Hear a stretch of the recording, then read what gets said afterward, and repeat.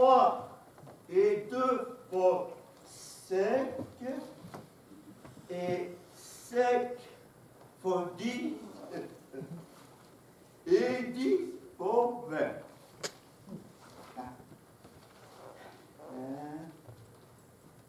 3 et 2 pour sec.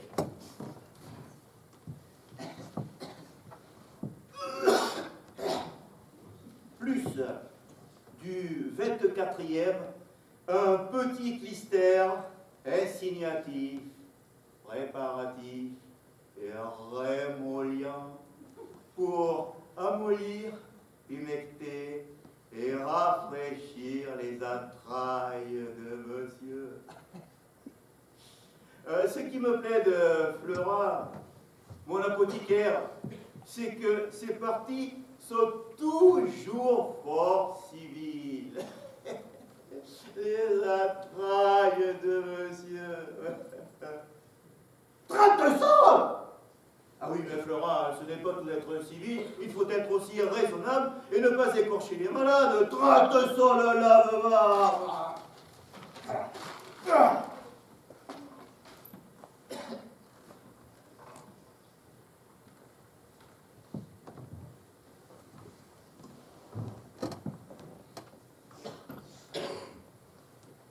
Il n'y a personne.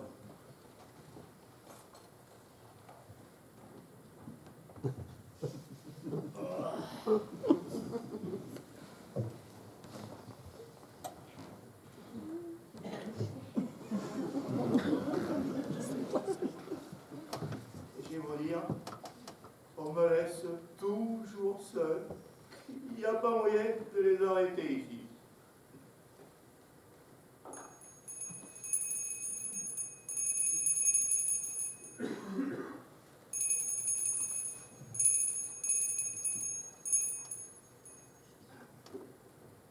Ils n'attendent point.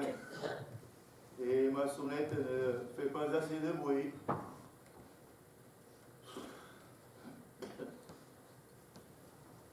Drelin, drelin, drelin.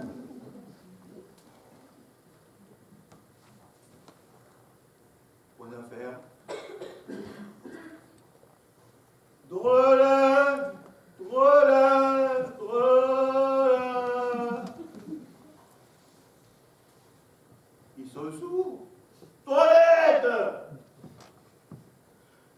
Drelin, drelin, drelin. Ah, tout commence si je ne sonnais point. Chienne, coquine, drelin, drelin, drelin, j'arrache. Drelin, drelin, drelin, carogne à tous les diables qu'il est possible qu'on laisse comme ça la pauvre malade tout seul. Drelin, drelin, drelin. Oh là qui est pitoyable. Drelin, drelin, drelin. Oh mon Dieu, ils me laissent embouir. Drelin, drelin, drelin. Ah, la chienne à carogne. Oh, diable, soit le fait de votre impatience. Vous pressez si fort les personnes que je me suis donné un grand coup de la tête contre la carte de volet. Ah, traîtresse. Il y a une heure, mais tu m'as laissé. Mais qu'est-ce que coquine que je te querelle. Ça monte, je le vois bien, après ce que je me suis fait. Et tu m'as fait égosiller, carogne. Et vous m'avez fait casser la tête. L'un ou bien l'autre, tout à suite, si vous voulez. Moi, coquine. Ah, si vous avez le plaisir de pleurer, il faut bien que moi j'ai le plaisir de pleurer. Chacun le sien, ce n'est pas trop. Alors, il faut te passer par là. Ôte-moi ceci, coquine. Ôte-moi ceci. Ah. Oui, mon lave-main d'aujourd'hui a-t-il opéré?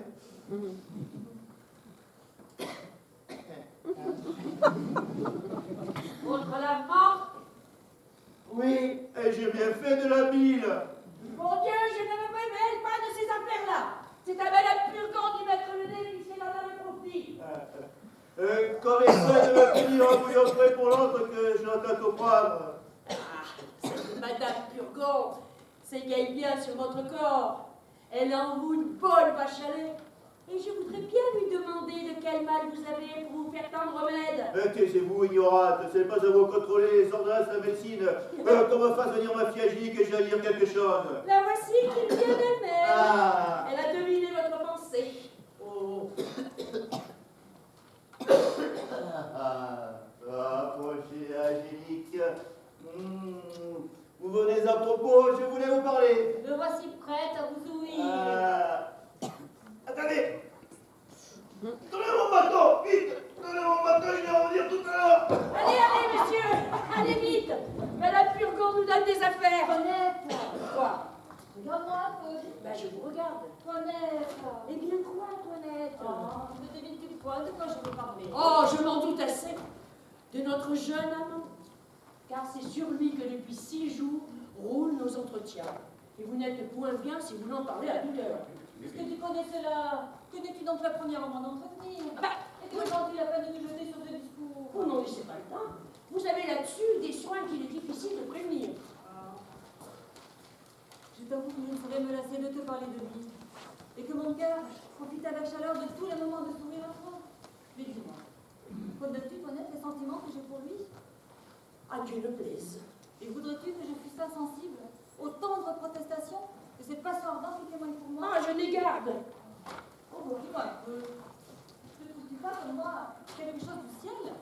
Quelque effet du destin dans l'aventure inopinée de notre connaissance? Oui. Ne trouves-tu pas que cette action d'embrasser ma défense sans me connaître est tout à fait d'un honnête homme? Oui. Que l'on peut en user plus généreusement. D'accord. Et qui fit tout cela de la meilleure grâce du monde. Oh oui. Ne trouves-tu pas, Toinette, qu'il est bien fait de sa personne? Assurément. Qu'il a l'air le meilleur du monde? Ah, cela est sûr. Que ses discours comme ses actions ont quelque chose de noble? Sans doute. On ne peut rien entendre de plus passionné que tout ce qu'il me dit. Cela est vrai. Et qu'il n'y a rien de plus fâcheux que la contrainte que l'on me tient, qui bouge tout commerce aux doux empruntements de cette mutuelle ardeur que le ciel nous inspire. Ah oui, c'est vrai. Mais, ma foi, Antoine, crois-tu qu'il m'aime autant qu'il me le dit? Ah. Là-dessus, ce sont des choses sujettes à caution. Les grimaces d'amour ressemblent fort à la vérité. Et je connais de grands comédiens là-dessus. Ah, Antoinette, que dis-tu là? Hélas, de la façon qu'il parle, serait-il bien possible qu'il ne me dise pas vrai? En tout cas, vous en serez vite avertis. Et la résolution qu'il vous fit hier de vous faire demander en mariage est une prompte voie à vous faire connaître s'il dit vrai ou non. Ah, ça sera une bonne preuve. Si celui-là me trompe, je ferai de ma vie aucun homme. Chut, dis votre père.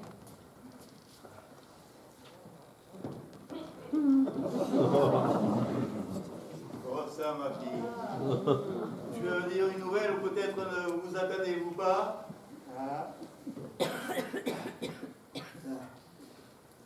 On vous demande un mariage.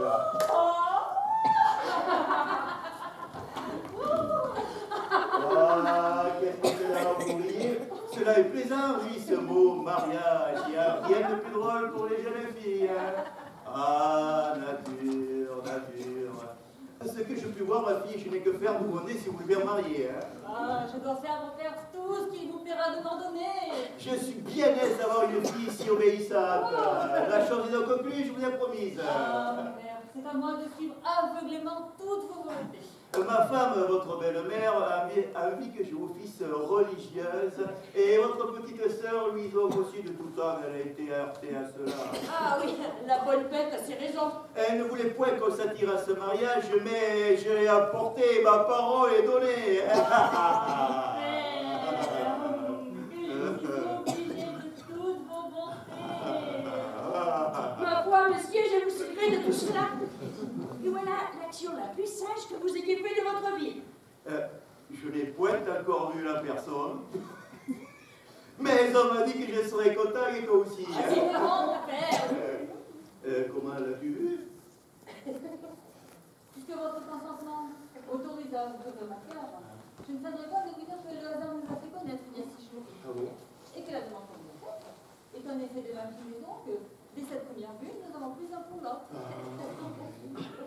Ils ne m'ont pas dit cela, mais je suis bien aise et c'est tant mieux que les choses soient de la sorte. Ils disent que c'est un grand, jeune garçon bien fait, Oui, mon père. agréable sa personne, Assurément. de bonne physionomie, Très bon. sage et bien né, Tout à fait. fort honnête, Le plus honnête du monde. qui parle bien latin et grec, Je sais pas. et qui sera reçu médecin dans 3 jours. Ah bon?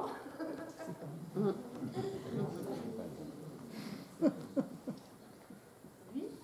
Et oui, est-ce qu'il ne l'a pas dit? Non, vraiment? Qui vous l'a dit à vous? Ben, Madame Purban. Madame Turban le connaît? L'appel de main, il faut bien qu'elle le connaisse, puisque c'est son neveu. Alors, Clémence? Une bonne Madame Turban? quelle cliente? Nous parlons de celui pour qui l'on t'a demandé un mariage. Oui, oui. Eh bien, c'est le neveu de Madame Turgon, qui est le fils de son beau-frère, le médecin, M. Diaphorus, et ce fils s'appelle Thomas Diaphorus, et non pas Cléante. Et nous avons conclu ce mariage-là ce matin, Madame Turgon, Florent et moi, et demain, ce jeune prétendu doit être amené par son père. Et voilà. Qu'est-ce... voilà tout est oublié.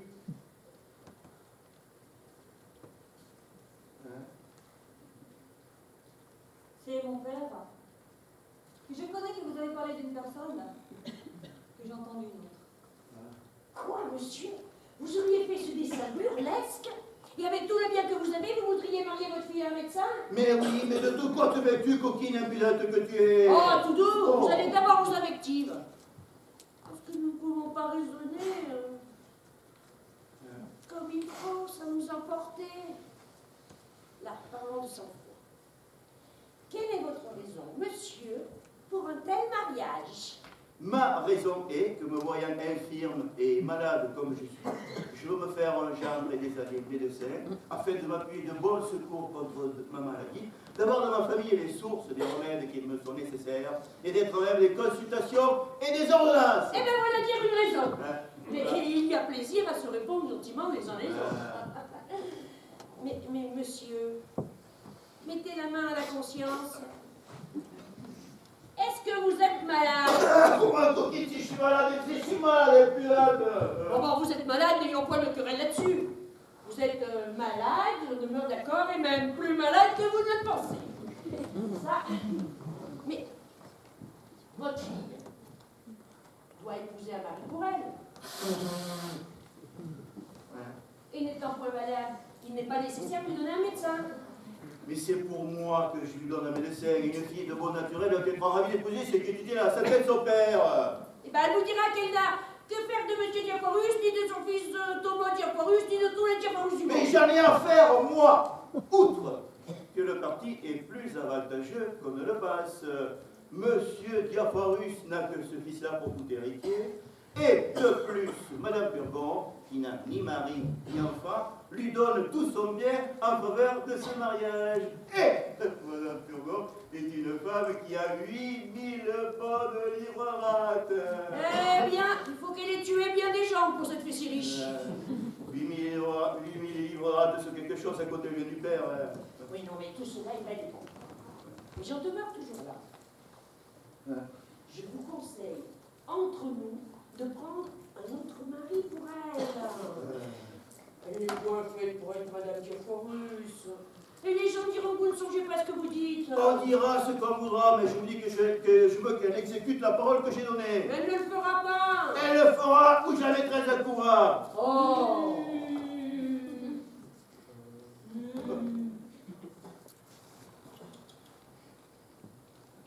Vous ne la mettrez point dans un couvent.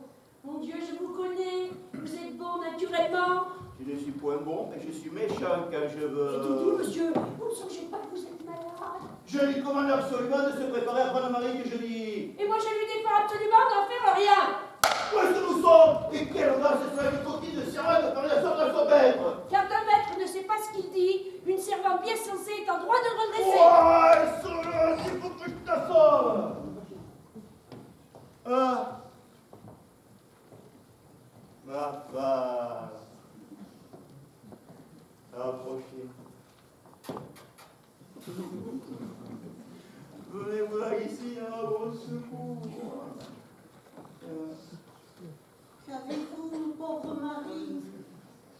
On vient de me mettre en colère. Qu'est-ce que c'est donc qu'il y a, mon petit-fils? Votre coquine Toine était devenue plus insolente que jamais. Ne vous passionnez donc point. Elle m'a fait arracher, mamie. Doucement, mon fils. Elle a contrecarré 1 heure durant les choses que je veux faire. Là, là, tout Et elle a eu les frotteries de me dire que je ne suis point malade. C'est une impertinente.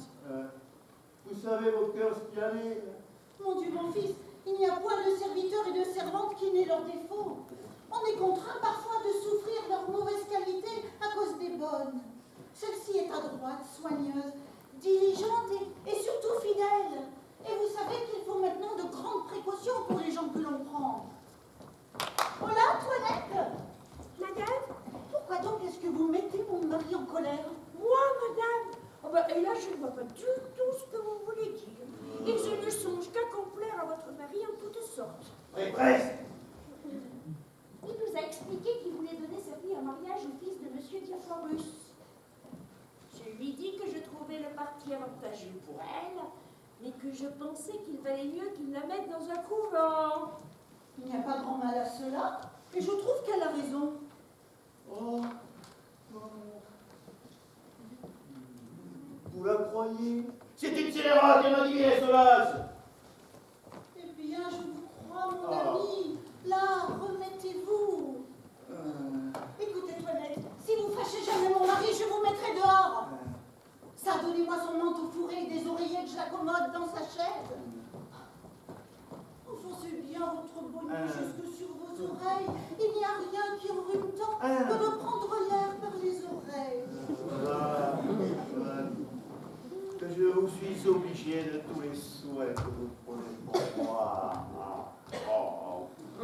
Levez-vous que je mette ceci sous vous.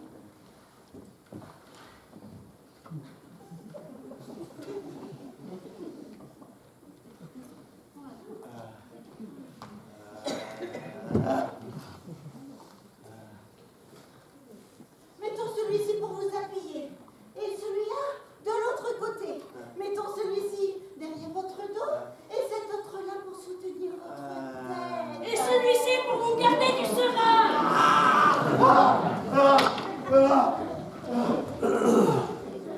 Et là, qu'est-ce que c'est donc?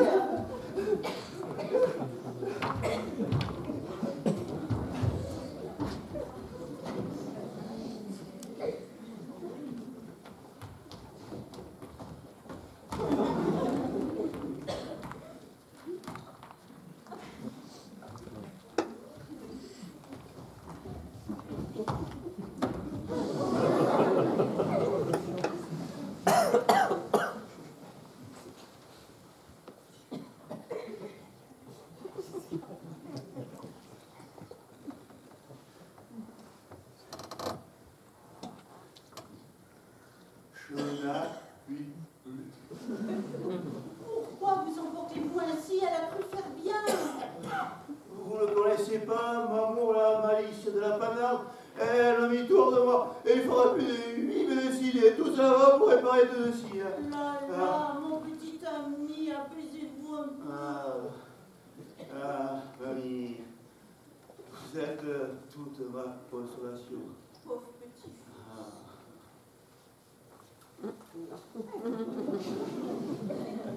Pour tâcher de reconnaître l'amour que vous me portez, je veux mon cœur, comme je vous ai dit, faire mon testament.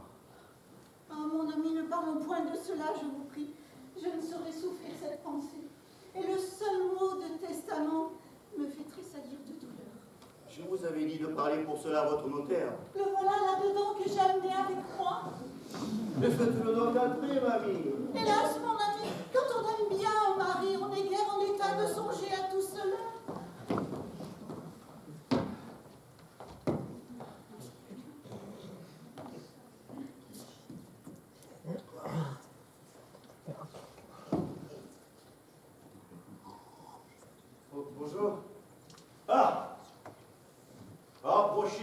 Bonnefoy, approchez.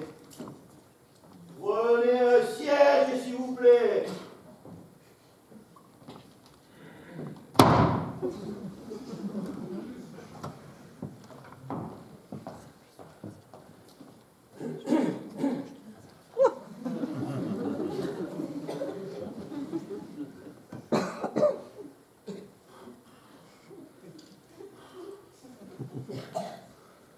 Ma femme m'a dit, monsieur, que vous étiez fort habile homme et tout à fait de ses amis, et je l'ai chargé de vous parler pour un testament que je veux faire.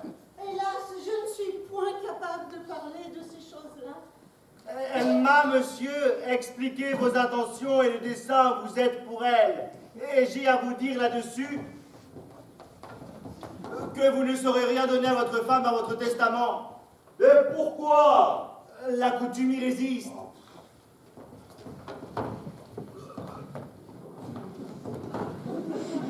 Si vous étiez en pays de droit écrit, cela se pourrait se faire. Mais à Paris et dans les pays coutumiers, au moins dans la plupart, c'est ce qui ne se peut.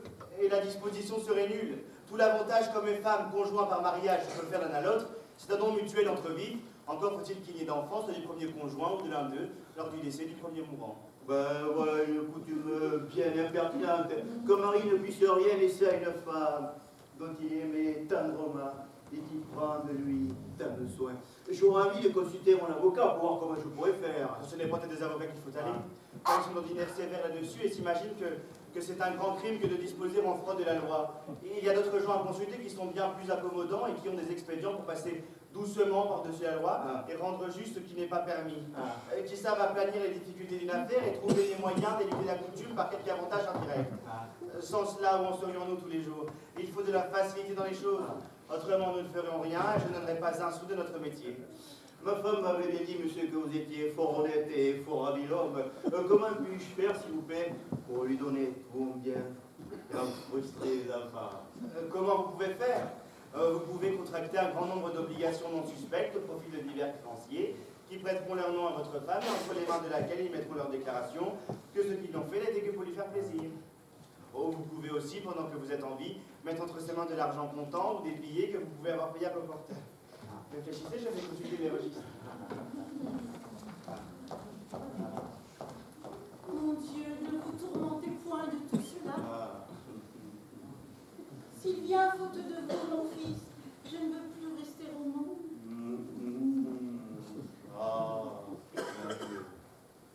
Vous me freinez le cœur. Consolez-vous, je vous en prie. Tout le regret que j'aurais si je meurs, mon ami, c'est de l'avoir point d'un enfant de vous. Madame Turgot m'a dit qu'elle me ferait faire. Il faut faire mon testament d'amour de façon que je dis. Mais, par précaution, je veux vous mettre entre les mains 20 000 francs en or que j'ai dans le lambris de mon alcool. Et 2 billets payables au porteur qui me sont dus l'un par M. Damon et l'autre par M. Gérard.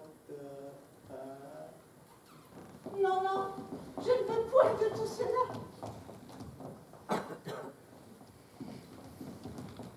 À combien dites-vous qu'il y a dans votre alcool? 20 000 francs, d'amour. Ne me parlez point de bien, j'ai compris. À de combien sont les 2 billets?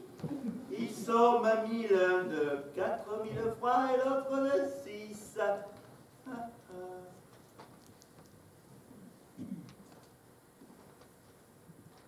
Tous les biens du monde, mon ami, ne me sont rien au prix de vous.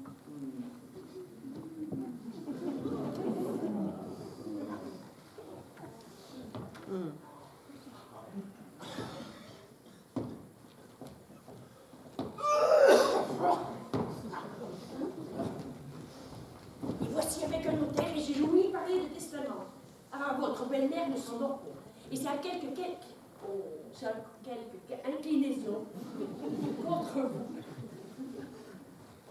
Où elle pousse votre père. Il dispose de ça bien sa fantaisie. pourvu qu'il ne dispose point de mon cœur. Tu vois, Toinette, j'ai des seuls violents qui m'ont fait sur lui. Tu n'abandonnes pas, je... Moi, vous abandonnez, mais jamais de la vie. J'ai toujours été de votre côté. Votre belle-mère a beau vouloir me faire sa confidente et me vouloir jeter dans ses intérêts, je n'ai jamais pu avoir aucune inclinaison pour elle. Et j'ai toujours été de votre parti. Laissez-moi faire. J'emploierai toutes choses pour vous servir. Mais pour vous servir avec plus d'effet, je dois changer d'avis. Couvrir le zèle que j'ai pour vous et feindre d'entrer dans les sentiments de votre père et de votre belle-mère. Je t'en conjure de faire donner avis à Cléante du mariage qu'on a conclu. Je n'ai personne employé à cet office. Ah, le vieil usurier Polichinelle. Ah, il m'en coûtera quelques paroles de douceur que je veux bien dépenser pour vous.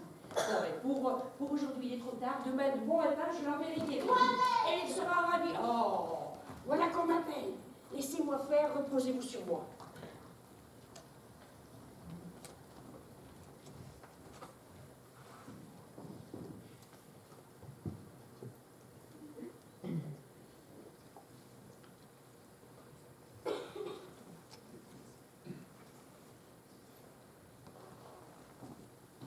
Oh, amour, amour, amour, amour. Pauvre Polichinelle, quel diable de fantaisie t'es-tu allé mettre dans la cervelle? À quoi t'amuses-tu, misérable insensé que tu es? Tu perds les choses de ton négoce et tu laisses tes affaires aller à l'abandon. Tu ne manges plus, tu ne bois presque plus. Tu perds le repos de la nuit. Et tout cela pour qui?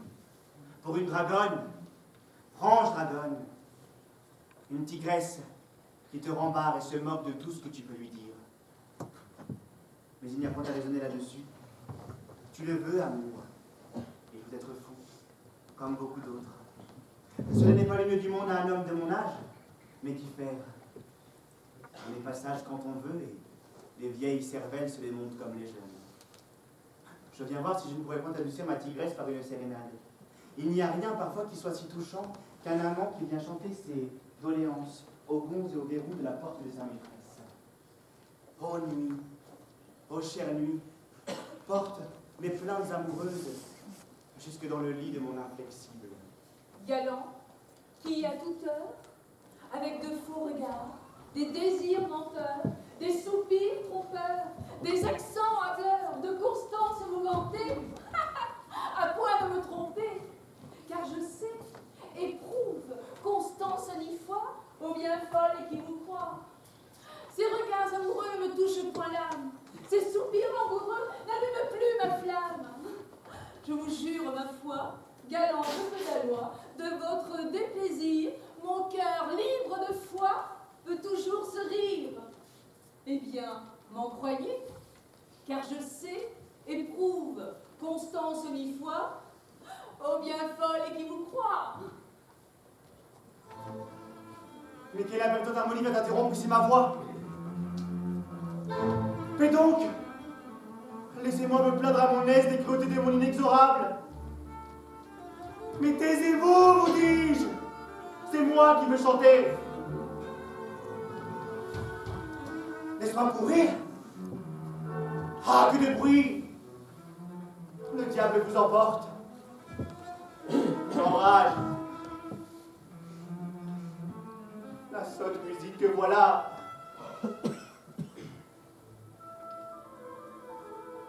Peste de violon.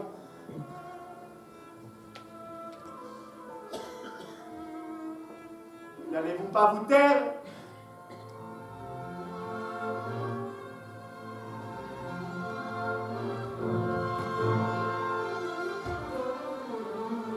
Ma voix, cela me divertit. Allez-y, continuez, monsieur le violon, je vous en prie. Allez-y, continuez, vous me ferez plaisir. Allez-y, continuez, continuez. Ah. Voilà le moyen de les faire taire. La musique est accoutumée à ne point faire ce que l'on veut. Oh, Susanoo, avant que de chanter, il faut que je joue quelques tons, afin de mieux prendre mon tour. Oh, fâché pour mettre un luth d'accord. J'entends du bruit. Allons voir derrière la porte.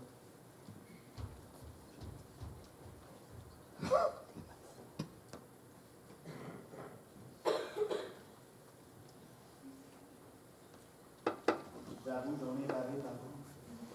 Mon amour, avant d'avoir eu vent de vous, mon amour, ne vous déplaise en dansant la javanaise. Nous aimions le temps d'une chanson. À votre avis, qu'avons-nous vu de l'amour? De vous à moi, vous m'avez eu, mon amour. Ne vous déplaise en dansant la javanaise. Nous aimions le temps d'une chanson. Hélas, avril en vain me voue à l'amour. J'avais envie de voir en vous cet amour. Ne vous déplaise en dansant la javanaise.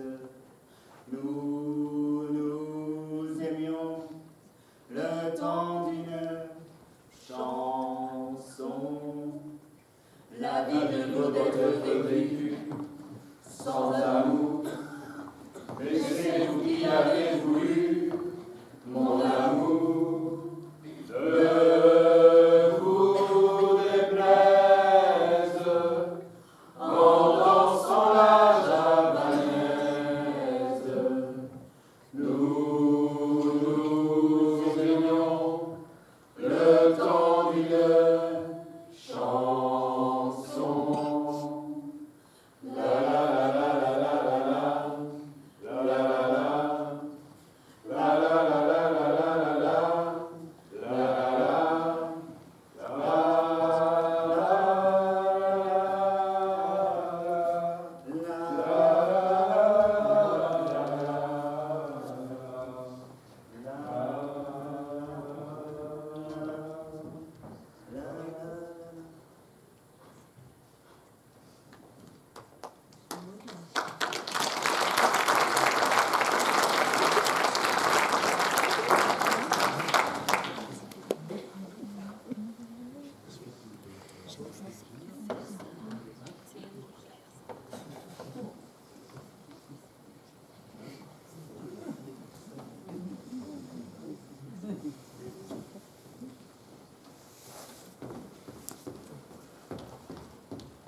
Que demandez-vous, monsieur?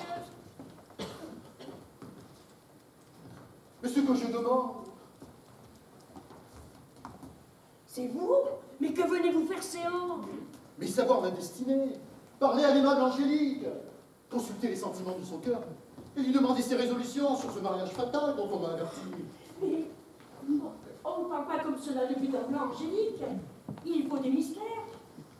Et on vous a dit, l'étroite garde où elle est retenue, qu'elle n'a le droit ni de sortir, ni de parler à personne, et que ce n'est que la curiosité d'une grande tante qui nous fit accorder la liberté et la comédie qui donna naissance à votre passion. Mais vous nous seriez gardé de parler de cette aventure. Aussi, ne viens-je pas ici comme cliente et sous l'apparence de son amant, mais comme ami de son maître de musique, dont j'ai obtenu le pouvoir de dire qu'il m'envoie sa place. Ah, ben retirez-vous un peu et me laissez lui dire que vous êtes là.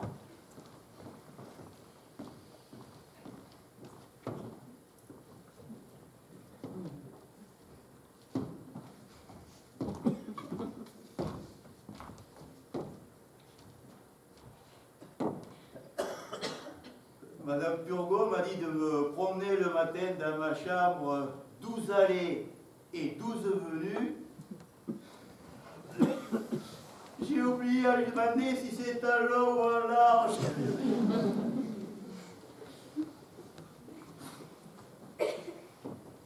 Monsieur, je vous... Parle pas, panard, de trucs bien parler tout le cerveau. Et tu ne saches pas qu'il ne faut pas parler sur les malades.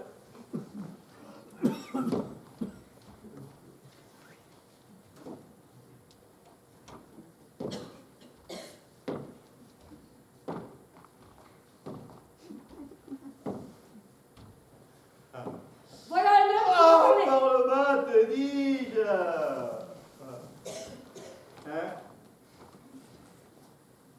Qu'est-ce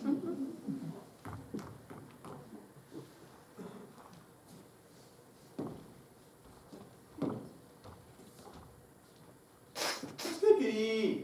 J'ai dit que voilà un homme qui veut parler à vous. Mais qui vient?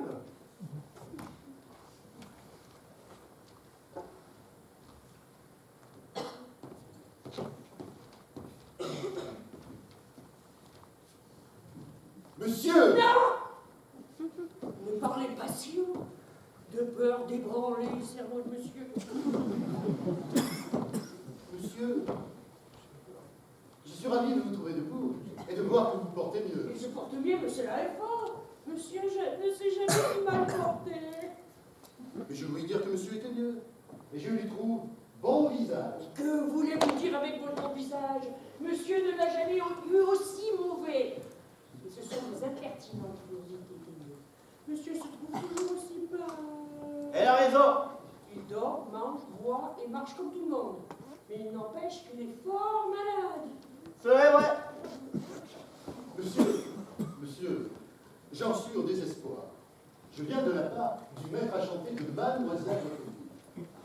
Il se vit obligé d'aller à la campagne pour quelques jours et, comme son ami intime, il m'envoie à sa place pour lui continuer ses leçons de peur qu'en les interrompant, elle ne vienne à oublier ce qu'elle sait déjà. Bon, bien. Appelez Angélique. Ah non, monsieur, je crois qu'il serait mieux de mener monsieur à sa chambre. Non, non, faites-la venir. Non mais, il ne pourra lui donner de leçons en partie comme il faut, ces leçons particulières. Si fait, si fait. Non mais monsieur, cela ne fera que vous émouvoir et dans l'état où vous êtes, il ne faut rien pour vous ébranler le cerveau. Point. J'aime la musique et je serai bien aise là. Ah, la voici. Allez vous en voir, vous, si ma femme est habillée.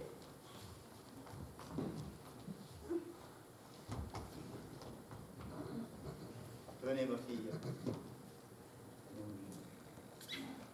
Votre maître de musique est allé au chant, et voilà une personne qui est à sa place pour vous montrer. Ciel, Qu'est-ce. D'où vient cette surprise? c'est mon père, une aventure surprenante qui se rencontre ici. Comment? J'ai songé, cette nuit, que j'étais dans le plus grand embarras du monde. Et qu'une personne faite tout comme monsieur s'est présentée à moi, à qui j'ai demandé secours. Et qui m'est venu tirer de la peine où j'étais. Et ma surprise a été grande de voir, inopinément, en arrivant ici, ce que j'ai eu d'envier toute la nuit. Mais ce n'est pas être malheureux que d'occuper votre pensée, soit en dormant, soit en veillant. Et mon bonheur serait grand, sans doute, si vous étiez dans quelque peine dont vous me jugeassiez digne de vous tirer, et il n'y a rien que... Monsieur, je suis pour vous maintenant. Et je me dédie de tout ce que je disais hier. Voici monsieur Diafoirus père et monsieur Diafoirus fils qui viennent vous rendre visite. Vous serez bien engendrés. Vous allez voir, le garçon le mieux du monde et le plus spirituel. Il n'a dit que 2 mots qui m'ont ravi. Votre fille va être charmée par lui. Ah, bon, vous en avez pour elle, monsieur. C'est que je marie ma fille, et voilà, quand il y avait les surprises du chat, qu'elle a peu de convenu, hein. Mais vous m'en aurez beaucoup, monsieur, de vouloir que je sois témoin d'une entrevue si agréable. C'est le fils d'un ami et médecin, et le mariage se fera dans 4 jours. Fort bien. Mandez-le pas son maître de musique afin qu'il se trouve à l'annonce. Je n'y manquerai pas. Je vous y prie aussi. Ah, vous me faites beaucoup d'honneur. Allez, qu'on se range là, et voici.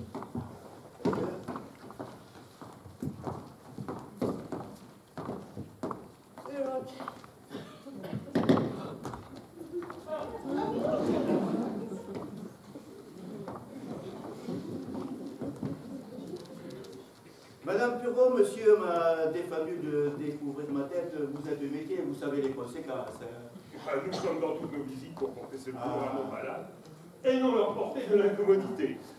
Nous venons ici, mon fils Thomas et moi, pour témoigner de Et j'aurais ravissement souhaité nous sommes de la grâce que vous nous faites. pour vous en assurer. Mais Que l'honneur vous savez, votre monsieur, alliance et c'est vous un assurer fort que dans malade, toutes choses qui un dépendront fort de notre qui métier, cherche à sauver nous l'occasion serons de toujours vous faire prêts, connaître, monsieur, à vous et qui témoigner est à votre notre service. zèle.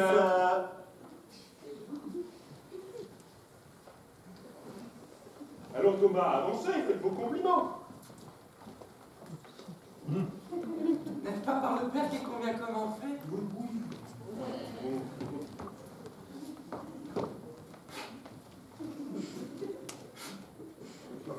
Messieurs, je viens aujourd'hui saluer, reconnaître, férir et révérer en vous un second père. Mais un second père auquel j'ose dire que je me trouve plus redevable qu'au premier. Le premier m'a engendré, mais vous m'avez choisi. Il m'a reçu par nécessité, mais vous m'avez accepté par grâce.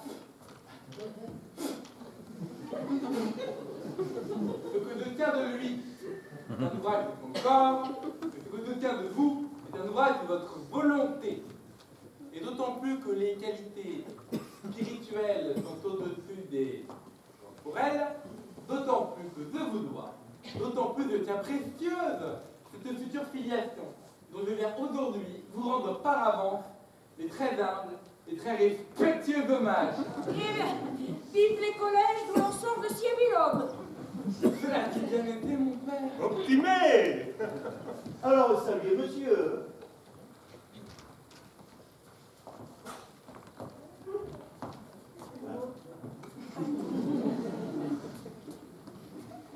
Maîtresse, Oui.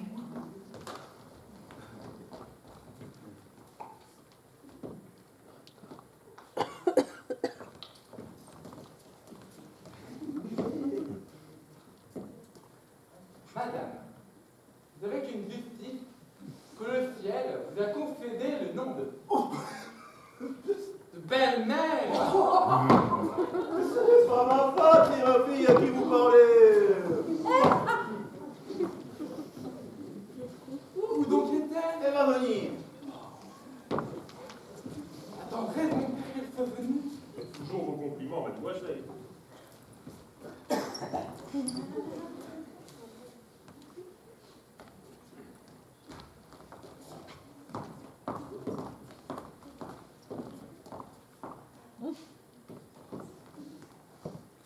Mademoiselle, ne plus ne moins que la statue de même nom rendait un son harmonieux à l'apparition de cet astre du jour, aussi me semble animé d'un doux transport à l'apparition du soleil de vos beautés. Et comme les naturalistes remarquent que la fleur, nous me héliotrope, dont des ancêtres vers cet astre du jour, aussi mon cœur dorénavant tournera-t-il toujours vers les astres splendissants de vos dieux adorables, ainsi que vers son pôle unique. Souffrez donc, mademoiselle, que j'appende aujourd'hui à l'autel de vos charmes l'offrande d'un cœur qui ne respire et n'ambitionne d'autre gloire que d'être toute sa vie, mademoiselle, votre très humble, très obéissant et très fidèle serviteur. Et Marie, Ah ben, voilà ce que c'est que d'étudier. On apprend à dire belles choses. Hein. Hein? Que dites-vous de cela? Ce monsieur est merveilleux. Et que, s'il est aussi bon médecin qu'il est bon orateur, on aura pu dire à tous ces malades. Assurément.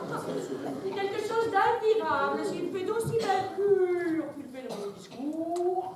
Alors vite, ma chaise et des sièges à tout nouveau.